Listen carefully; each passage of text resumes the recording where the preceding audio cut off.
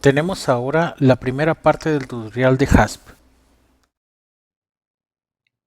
Bueno, en esta ocasión vamos a iniciar un pequeño tutorial sobre JASP. Hay algunos aspectos en los que no nos vamos a detener mucho, puesto que esto es un curso rápido, pero básicamente tenemos que centrarnos en entender que para poder llevar a cabo este tutorial necesitamos tener algunas cosas ya hechas.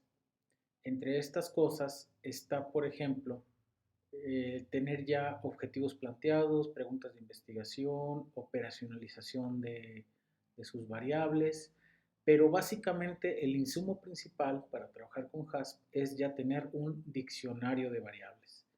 En este ejemplo vamos a trabajar con 4 variables, misma que tenemos en el siguiente diccionario de variables. Básicamente lo que tenemos aquí son 4 variables que para este ejemplo, para el tutorial, extrajimos de una base de datos de una investigación que se realizó a cuidadoras de personas mayores. Hemos elegido 4 variables, 2 de escala, una ordinal y una nominal para ejemplificar de qué estamos hablando. Esta información del diccionario de variables es muy importante para configurar los datos que vamos a importar desde un archivo de Excel a JASP.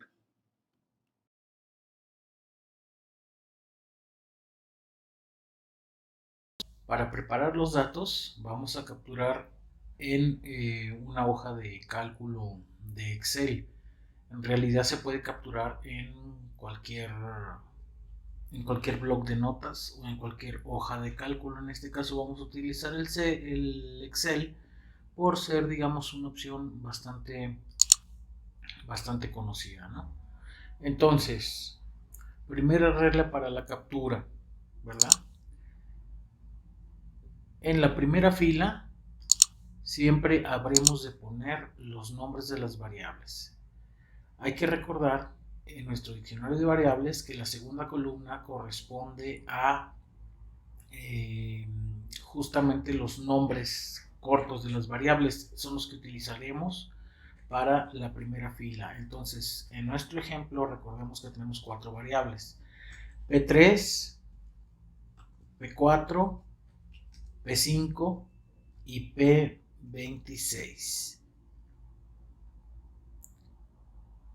Del mismo modo, vamos a empezar a capturar horizontalmente cada una de las respuestas de los cuestionarios, horizontalmente. Ajá. Formulario 1, formulario 2 y así sucesivamente.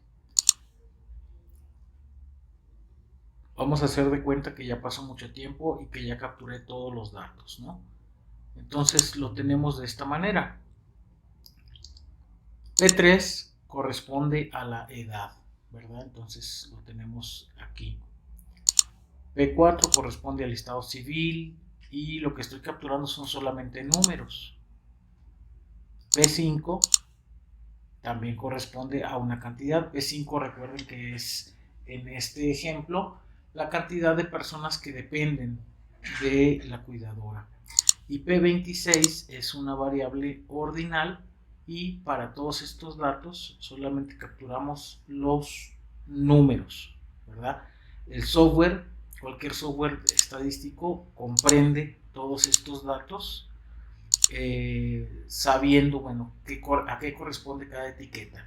Ya cuando lo pasemos a JASP vamos a hacerle estos agregados para que nuestras gráficas y tablas aparezcan de manera correcta y con la información debidamente identificada.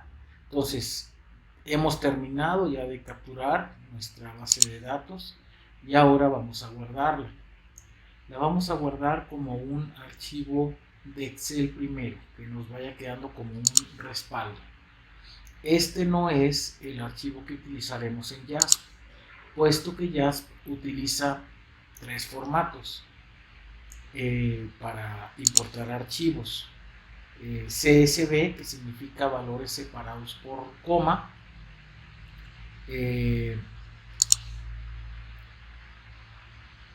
TXT, que son datos de texto, separados en comas también, y finalmente en formato de, vamos a ponerle aquí, datos, ejemplo. Lo vamos a dejar tal cual, como libro Excel. Y el otro formato, el tercer formato del que les hablaba, pues es el formato de SPSS. Si ustedes tienen una base de datos ya creada en SPSS, la pueden utilizar perfectamente en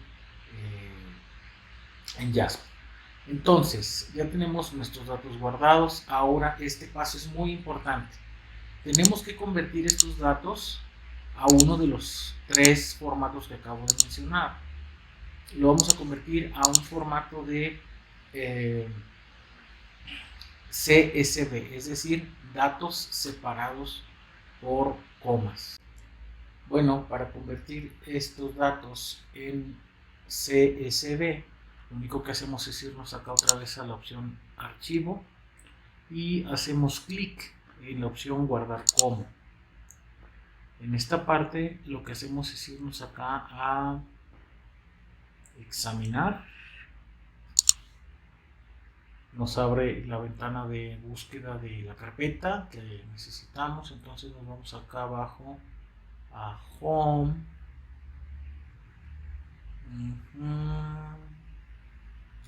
Escritorio. Y abrimos JASP. Muy bien. Aquí viene la parte importante. Vamos a nombrar nuestro archivo. Podemos ponerle cualquier nombre, ¿verdad? Que identifique. Yo le voy a poner datos JASP. Ok. Aquí es muy importante este paso. Hacemos clic abajo donde dice formato o tipo de archivo. Como les aparezca aquí dice tipo, pero a veces aparece como formato de archivo. Entonces en las opciones nos vamos a ir hasta la parte de abajo en donde se encuentra CSV. Aquí. CSV, delimitado por comas. Seleccionamos y guardamos. Cuando guardemos nos va a salir un mensaje de advertencia. Y aquí únicamente haremos clic en sí. Es una advertencia acerca de formato o el tipo de datos. Le decimos que sí. Y cerramos nuestro editor de Excel. Ya con esto tenemos preparada todos los datos del cuestionario para irnos ahora sí a trabajarlo en Excel. Cuando ustedes le den aquí cerrar, les va a volver a lanzar esta ventana de advertencia. Ustedes le ponen que de todos modos lo quieren guardar. Les va a salir este cuadro, dan escape. Entonces me había equivocado. Aquí la opción es más bien no guardar. Y ya. Pero ya ustedes tienen sus datos en esa carpeta que denominamos JASP.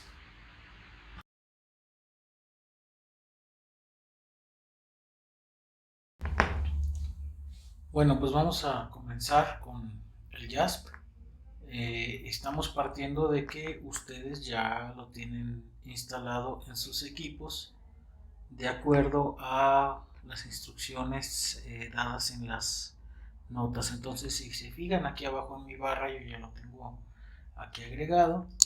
Entonces solamente lo abrimos haciendo un clic y se inicia la apertura del programa.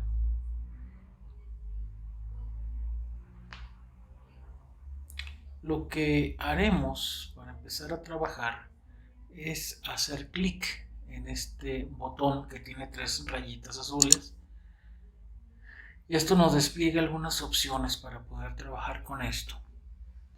Entonces vamos a jalar los datos desde un archivo creado previamente en Excel.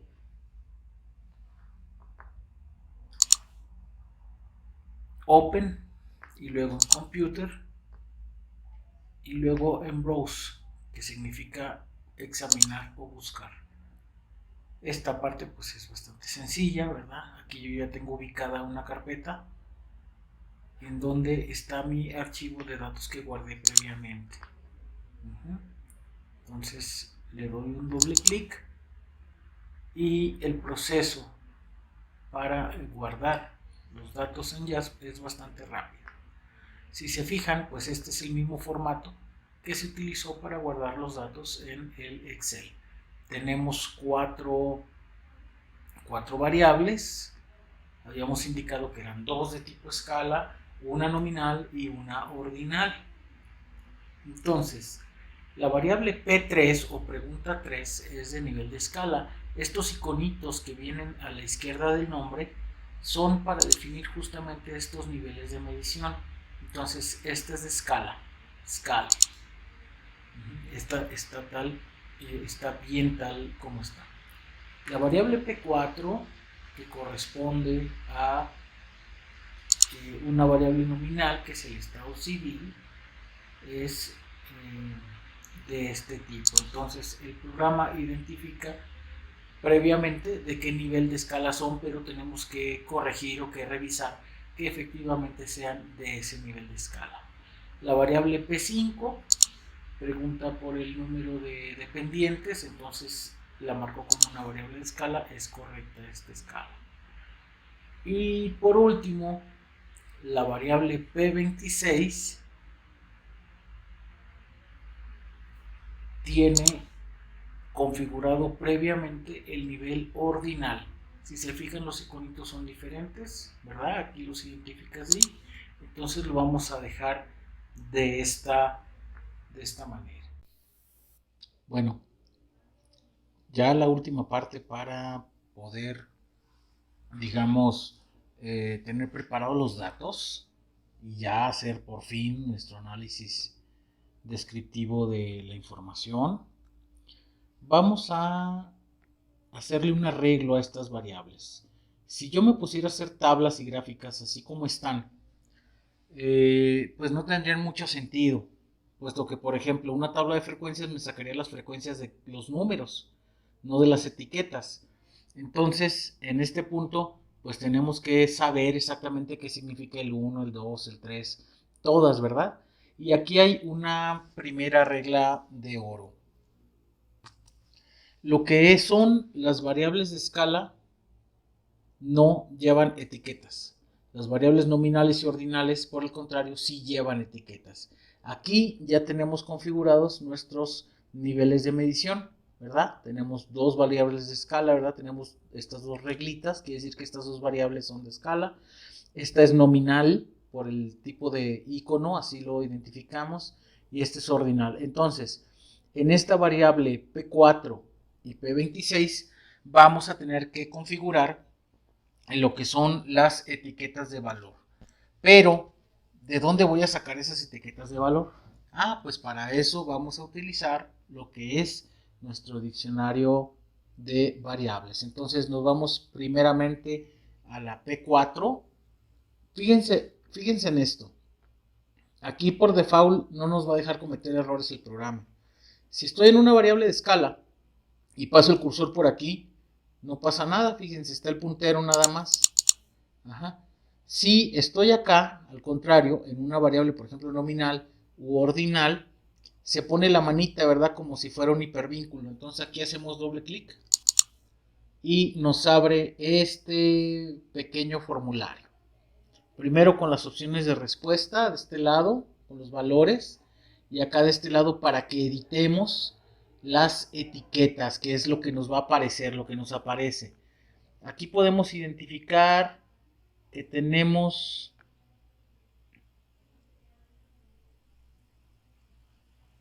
esta etiqueta está equivocada, ¿verdad? Quiere decir que ahí se capturó un valor de manera equivocada. Entonces vamos a tener que corregirlo. Le vamos a poner dato erróneo. Esto ayuda bastante porque nos permite ir identificando datos equivocados para la depuración. Entonces, la variable P4, decimos, como dice aquí en la imagen, es una variable del estado civil. Entonces, tenemos soltera, el número 2 es casada. Esto se pone así convencionalmente, o sea, realmente desde mi punto de vista los únicos estados civiles que hay son soltero y casado, pero bueno, aquí ponen viudo, más bien viuda, viuda,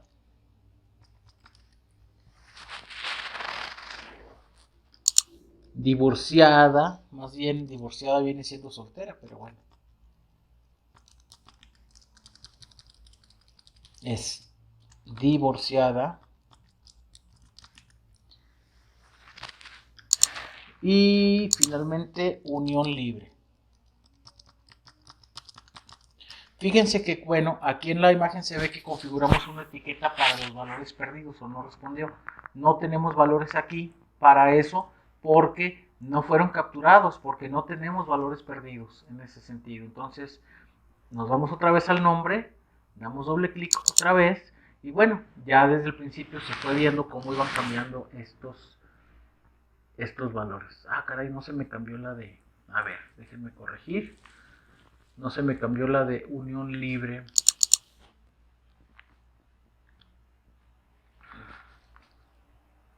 Entonces me voy otra vez al 5 y escribo unión libre. Ajá. Vamos a ver si así ya se me cambió. Sí, efectivamente ya se corrigió ese dato. Entonces, ya después, en la parte de la depuración voy a buscar a ver cuál era aquí mi etiqueta que dice dato erróneo. Y según la información de mi cuestionario, bueno, pues la tendré que corregir. Ahora vámonos con lo que es la variable ordinal.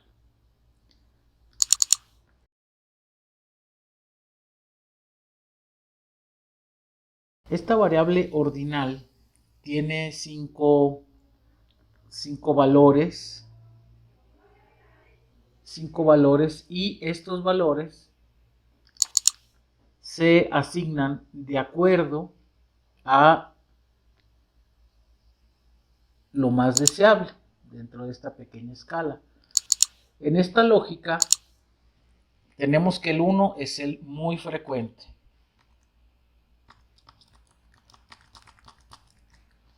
Les explicaba en la clase que esto depende de los valores que se asignan a estas respuestas, depende de la perspectiva desde donde se está analizando a los sujetos de estudio.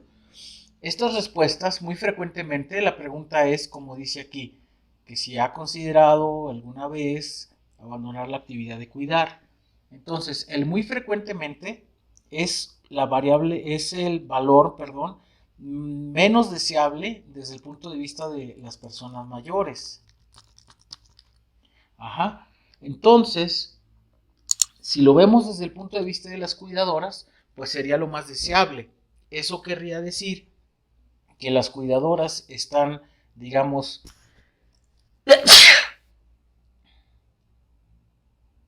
atendiendo lo que se denominaría su autocuidado, o sea, es algo positivo.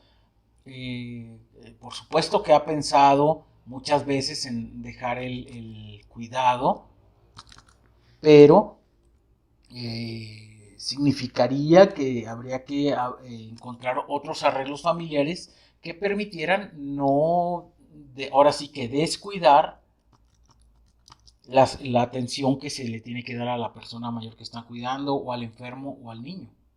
Ajá.